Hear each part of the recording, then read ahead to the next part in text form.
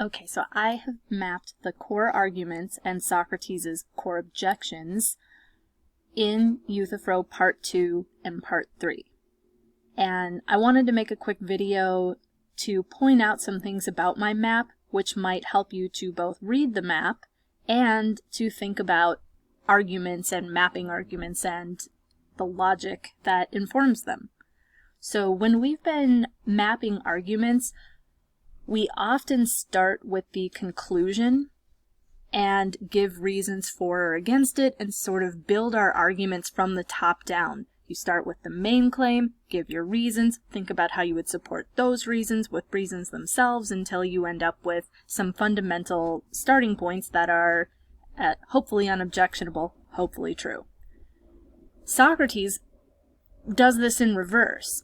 So when you read the argument map, so here's my argument map for Socrates' objection in Part 2, the objection to the claim that what all the gods love is pious, and on the other hand, what they all hate is impious as a definition of piety. And if you just look at the top part, you'll see a familiar structure here. This is the main objection. But if you really want to read this argument, we'll start at the bottom. We've got Euthyphro's definition. Piety is what the gods love. Pious is God-loved. We get his answer to Socrates' question. The gods love pious actions because they are pious. And we've got an assumption here that, and I put a note here, that this isn't explicitly stated, but the passage won't make sense without this assumption, and it does, put away this note, make this set of co-premises watertight. But again, my point here is we're starting the conversation here. We've built some of these basic commitments, and if they are true, then 4.1 follows. Instead of starting with 4.1 and building the argument, instead we're saying if you believe these three things, well, they provide watertight support for 4.1. If these are true, this also has to be true. If you believe these things, you have to accept this thing too. And this is the kind of thing he's going to do. He's going to sort of build from the bottom up and say, if you believe these things, well, then you would also have to believe this thing. And presumably, you also believe this thing, which means you believe two contradictory things.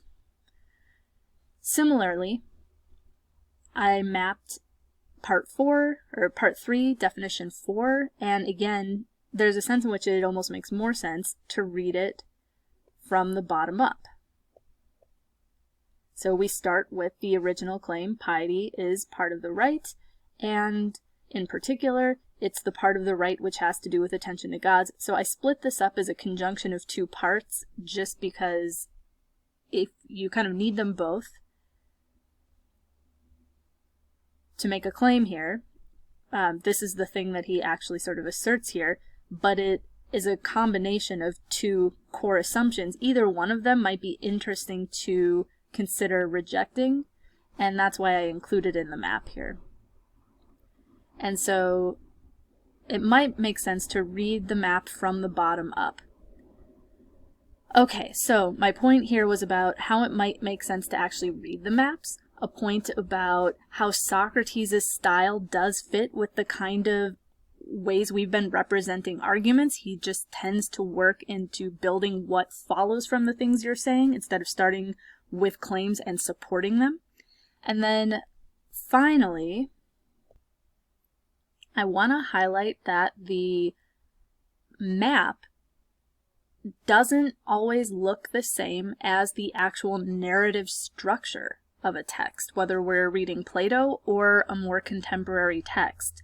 The map is the underlying argument, but how you present that argument and walk a reader through it can be done in a number of ways, and you don't always start with the main claim and then work through it. It would be nice if a map is readable, but the map is not the same thing as how you present an argument in text. Hopefully, the text is grounded in the map or makes that argument.